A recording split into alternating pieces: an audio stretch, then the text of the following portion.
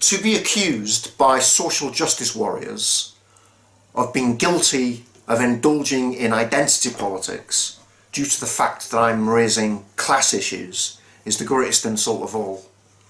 I think you need schooling in some aspects of reality.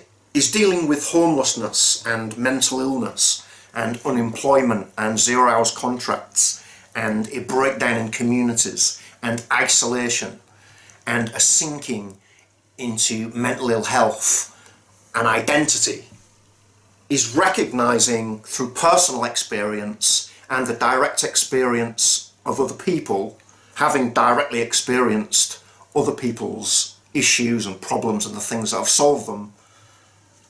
Identity politics is recognising the fact that all of the above is completely airbrushed out of the left-wing and liberal narrative, identity politics.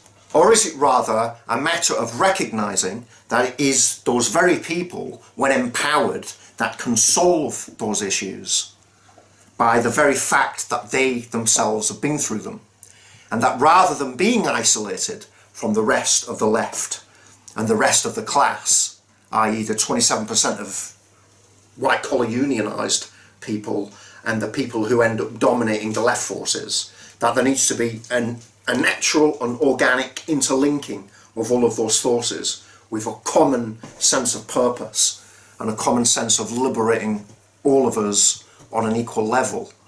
Is that identity politics? Or are you rather highly paid dimwits who have absolutely fucking no idea what you're talking about, apart from facts and data which you've read in books, and you have no direct experience of any of those people, any of those communities, or any of those problems? Is that identity politics? As I mentioned in one of my previous videos, probation recognised the need to reach out to marginalised, impoverished, isolated people, repeat offenders, people who've just been left to rot, to one, attempt to stop them from reoffending and also to improve their health and their lifestyles.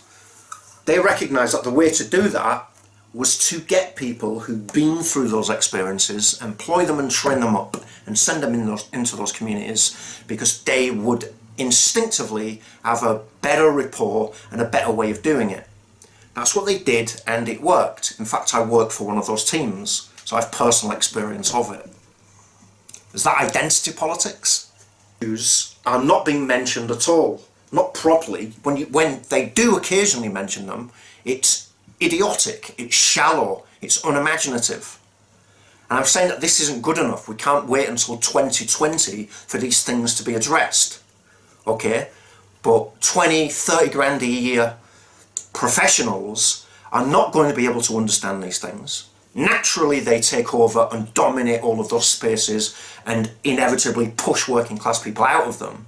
It's not good enough. You accuse me of identity politics for being pissed off and concerned about these issues. It just goes to show how backward and how irrelevant and how obnoxious you are. And the sooner you are thrown into the dustbin of fucking history, the better for all of us. Identity politics is raising issues out of the class, abstracting them into single issues, and leaving behind the class to rot. The white working class is an illusion, but that illusion is created by the left and particularly by the liberals. You created it, and you've handed that to the far right, and they're maximising it very efficiently. And the populist right, and to various other critics of the left. You created that narrative. You fucking idiots. You created it. You can't abstract race and abstract gender and abstract LGBT and sexuality politics out of the class and then deal with them within middle class bubbles. You solve nothing. And then who are the very people, the very issues and the very section of the population which are ignored? Well, the one that you leave behind is the white working class. And then when you try to address that, we're accused of being racists, or we're accused of being guilty of indulging in identity politics. It's a backward way of thinking. It's a stupid way of thinking. And the fact that you people are educated and well paid baffles me. I've definitely sold myself short. Although I take responsibility for that, and probably hanging around with the left didn't help. The fact is, you hide your fear of the working class black men behind the veneer of the white working class. You can take the piss out of the way we speak, out of the way we talk, out of our bad grammar, which is vicious and highly symptomatic of the people that you really are, of the quality of your character. And you hide it behind that, and then you can push all of those class issues further and further away. We scare you, we terrify you. The very idea of being too close to us fills you with a profound sense of distaste. Are people living in the homeless system, if they happen to be white and straight and male, privileged? Are people sleeping in doorways, privileged?